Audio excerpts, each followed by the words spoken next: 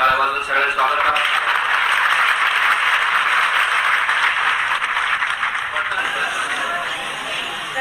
फलटणच्या सर्व सात्विक भाविक साधकांना आमचा नमस्कार.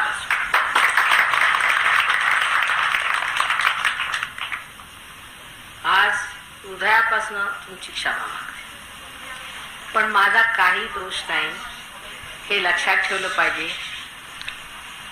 तुमच्यापेक्षा जास्त उत्कंठेने मी तुम्हाला भेटण्यासाठी धावत येत होते, पण रस्ते महाराष्ट्रातले कसे आहेत त्याचा अनुभव येतो.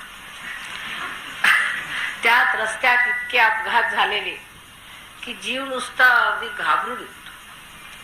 मग कुठे जर गाडी तुमची फेल झाली तर रस्त्यात एक दुकान नाही की एक जागा नाही की कोणी मनुष्य नाही की ज्याला म्हणता येईल की बाबा आमच्या गाडीला एक वस्तू पाहिजे. ही आपल्या देशाची खरंच हालाखीची स्थिती आहे.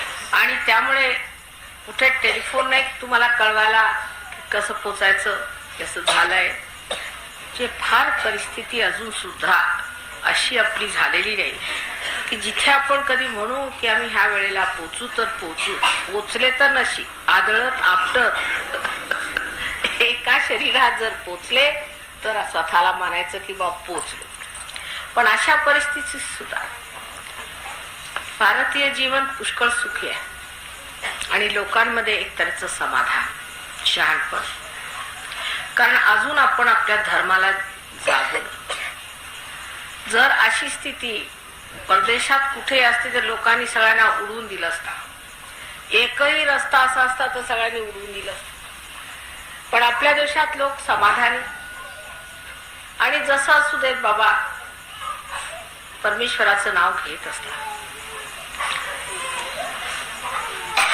आज इतके एकानंतर एक प्रश्न आले की त्या प्रश्नाला ठीक करता करता शेवटी मी फलटणला जाते की नाही अशी सुद्धा मला शंका झाली. आजचा विषय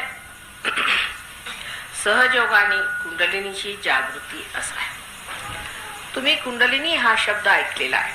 जे लोक सुशिक्षित आहेत, ज्यांना आपल्या भारतीय संस्कृतीचा अभिमान आहे, ज्यांनी भारतीय संस्कृतीचा अभ्यास केलेला आहे, संत साधूंना जाणलाय, अशा लोकांना कुंडलिनी काय आहे ते माहिती. पण जे अगदीच आजकालच शाळेत गेलेले कॉलेजला गेले जे नवयुवक आहेत